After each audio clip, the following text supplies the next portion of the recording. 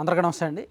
దాదాపుగా 21 రోజుల నుంచి కూడా పశ్చిమాసియా ప్రాంతంలోని Iran versus Israel and America మధ్య దేశాల మధ్య జరుగుతున్న యుద్ధం ప్రపంచవ్యాప్తంగా ఎంతగా ప్రభావితం చేస్తుందో అందరికీ తెలుసు. స్టాక్ మార్కెట్లు కుప్పకూలిపోతున్నాయి, ఎల్పిజి కష్టాలు, చమురు ధరలు విపరీతంగా పెరిగిపోయాయి, పెట్రోల్ డీజిల్ ధరలు పెరిగిపోయాయి. ప్రపంచంలో దాదాపుగా 70 నుంచి 122 దేశాల్లో ఈ యుద్ధం ప్రభావం ప్రత్యక్షంగా పరోక్షంగా కనిపిస్తోంది. మధ్యతరగతి వర్గాలకు పెయిన్ఫుల్గా ఉంది చాలా దేశాల్లో. సో ఇప్పుడు తాజాగా డొనాల్డ్ ట్రంప్ తన సోషల్ మీడియా ఖాతాలో పోస్ట్ చేసింది ఏంటంటే,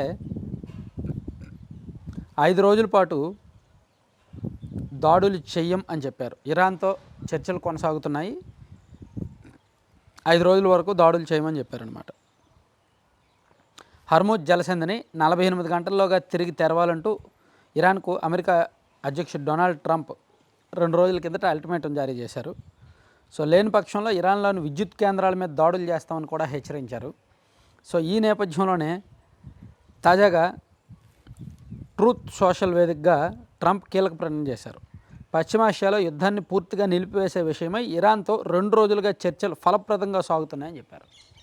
సో 2 రోజుల నుంచి కూడా ఇరాన్తో చర్చలు కొనసాగుతున్నాయి, అవి ఫలప్రదం అవుతున్నాయి. ఈ నేపథ్యంలో ఇరాన్ ఇంధన క్షేత్రాలు, విద్యుత్ కేంద్రాలపై దాడులను 5 రోజుల వరకు వాయిదా వేయాలని తమ బలగాలను ఆదేశించినట్టు చెప్పారు. ఇరాన్తో చర్చలు కొనసాగుతాయని, వాటి ఫలితంపై ఆధారపడి భవిష్యత్ కార్యాచరణ ఉంటుందని చెప్పారు.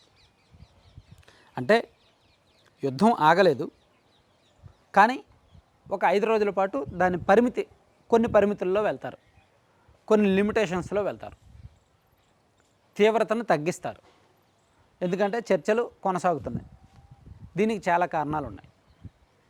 మనం మొదటి నుంచే చెప్పుకుంటున్నాం, అమెరికా ఇంత తీవ్రంగా ఇరాన్తో యుద్ధం చేయాల్సిన అవసరం లేదు. సో ఇరాన్తో అమెరికా యుద్ధానికి వెళ్ళినప్పటి నుంచి కూడా అమెరికాలో అంతర్గతంగా ట్రంప్ మద్దతుదారుల్లోనూ, అమెరికా పౌరుల్లోనూ, ప్రజల్లోనూ, అక్కడ మీడియా కూడా ట్రంప్ నిర్ణయాన్ని తీవ్రంగా వ్యతిరేకిస్తున్నారు. ట్రంప్ ఒంటరి అయిపోతున్నారు ఒక రకంగా అమెరికాలో. తన మద్దతుదారులు తన సొంత పార్టీలోనే 25% మంది ఆయన్ని వ్యతిరేకిస్తున్నారు. సో అందుకే అంటే అమెరికా ఆర్థికంగా నష్టపోతుంది, దానివలన యుద్ధం వల్ల వచ్చే ప్రయోజనాలు ఏమీ ఉండడం లేదు, ప్రపంచవ్యాప్తంగా ఇతర దేశాలు ఒత్తిడి ఉన్నాయి, ఇవన్నీ ఒక రకంగా ట్రంప్ను ఒత్తిడిలోకి నెట్టేస్తున్నాయి. సో అందుకే ఇన్నాళ్ళు మేము చర్చించం, మాకు చర్చలు అవసరం లేదు, ఇరాన్ మాకు సారీ చెప్పాల్సిందే, మాకు మోకరిల్లాల్సిందే, మాకు లొంగిపోవాల్సిందే అని అనుకుంటూ వచ్చిన డొనాల్డ్ ట్రంప్ 2 రోజుల నుంచి చర్చలు సాగుతున్నాయి, మా 2 దేశాల మధ్య సానుకూలంగా ఉన్నాయి, ఫలప్రదంగా ఉన్నాయి, కాబట్టి మేము వాళ్ళ మీద దాడులు చెయ్యం అని ప్రకటించారన్నమాట.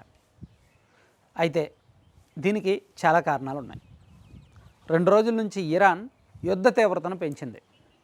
ఇన్నాళ్ళు బాధిత దేశంగా ఉన్న ఇరాన్ నిన్నటి నుంచి వాళ్ళ దగ్గర ఉన్న క్షిపణుల పరిధి, వాళ్ళ కెపాసిటీ, సామర్థ్యం శత్రు దేశాలకు తెలిసేలా చేసింది.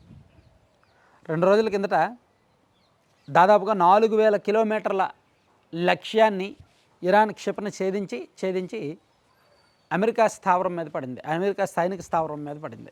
అది వాళ్ళు ఊహించాల. ఆ తర్వాత ఇజ్రాయెల్లో ప్రధాన నగరాల్లో ఇరాన్ క్షిపణులు దాడులు చేస్తే 200 మందికి గాయాలయ్యాయి, చాలా నివాస భవనాలు కుప్పకూలాయి. సో ఇజ్రాయెల్లో అణు కేంద్రాలు ఎక్కడున్నాయి అనేది ఇరాన్కి తెలుసు.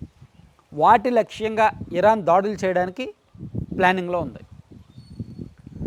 సో మరోవైపు హర్ముజ్ జలసంధి మూసివేత, అంటే ఈ షరతుల కారణంగా ప్రపంచ దేశాలు ఒత్తిళ్ళు ఉన్నాయి. సో అంటే యుద్ధం కొనసాగే కొద్దీ ఇటు ఇరాన్కి అన్ని రకాలుగానూ నష్టం ఉంటుంది, అమెరికాకు కొంత నష్టం ఉంటుంది అనమాట. ఇరాన్ 100% నష్టపోయినప్పుడు అమెరికా 20% నష్టపోయినా ఆ ప్రభావం అమెరికన్స్ మీద విపరీతంగా ఉంటుంది.